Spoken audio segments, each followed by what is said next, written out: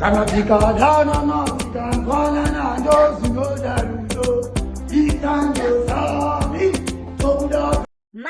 wa Bloti wopuwe 24 hours yekugadzirise zvinhu nasisi vangu Masomere. Mirai muvanzo vechitaura vega. Peji kwake munoona anozviti Tony Bindura wewe. Oh shit, ndandatokanganwa. Bairai maefoni musati mateerera. Peji kwake munoona anozviti Tony Bindura wewe. Ndiye munhu aimanager Bloti iyeyo. Manager uyu ndichaita ndichikata-kata zvimwe. Kuitira kuti chi ndivape ndikuvapa 24 hours. Kune vanoda kurekodha ndoziva kuti muri kurekodha panapa mablog. Manager ex-manager watoni Bloti vanonzi Tony Bindura.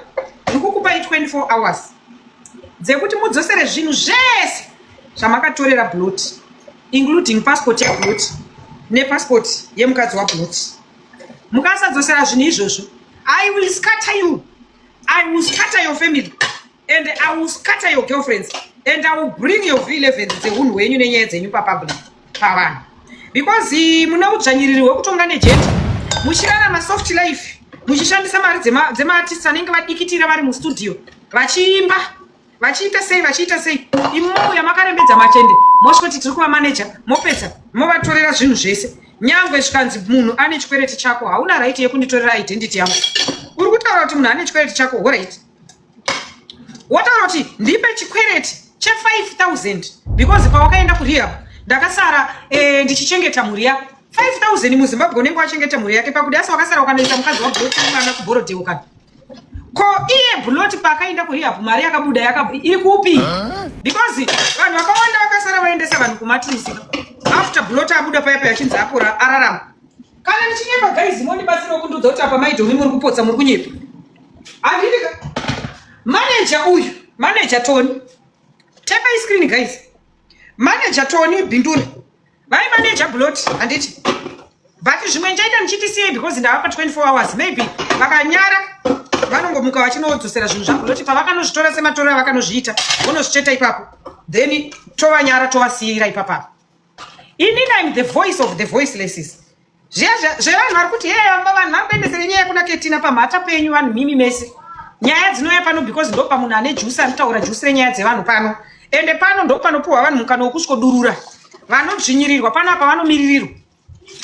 Tony akati Bloti adzoka kurehab. Bloti akanzi apuhwa stand. Bloti akanzi apuhwa chino ichi. Bloti akabuda achinzi asimba. Aitwa rehab yake yabudirira chaizvo. Vanhu vakawanda vakaenda kumatriki vakanojoinisa vanavo. Comment section yavamba sera.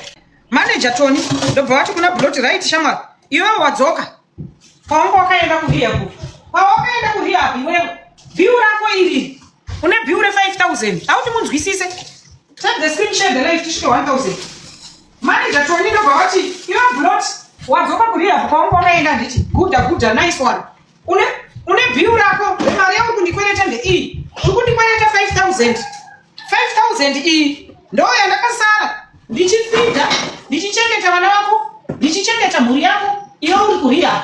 Maidziwo kuti Bloti aende kurehab manager ndo vanenge vaita manegotiations anditi vochaja zvese mari yopinda mumaoko mavo haina kupinda mumaoko maBloti. Waenda kurehab kwekwe it's a business deal ka iwe uchanobatsirwa nerehab asi uchabhadharwa because uchaadvertisa matrisi kunyepa here nai guys. Adzoka manager ndobva vamubata neudzvanyiriri zvikanzi right ndo bill rako iri ndakashandisa 5,000. Iwe uri kujeri kwawangu uri kurehab kwawangu saka une mari yangu 5,000. Bloti semunhu anomanejwa hana chaakataura akati alright zvakanaka ndine mari yamukuru 5,000 yamanager. Saka Bloti aifanirwa kunzi akabhukiwa kana akaenda kuno manager vakatora mari havachafanirwa kupa Bloti nekuti Bloti une chikwereti changu che5,000 naika zvadaro. Manager vakasvika pakuvhunza chikwereti vachivhunza chikwereti vakati Bloti haasi kubatika Bloti hausi kuwanika panzvimbo. Ndobva manager vangotumira vanhu vakatumira nemota yavakatumira ndobva mota yangosvika ikalodha. Munoona zvakaita mumba mangu munomu kusvika lodha zvese kubva kumakapu kusvika kumanduwa yaDominic nemabhurugwa nehembe muri kunzwa valodha everything vatora zvese everything valodha everything chaBloti vakatora even mapassports maID zvitupa madocuments muri kunzwa guys.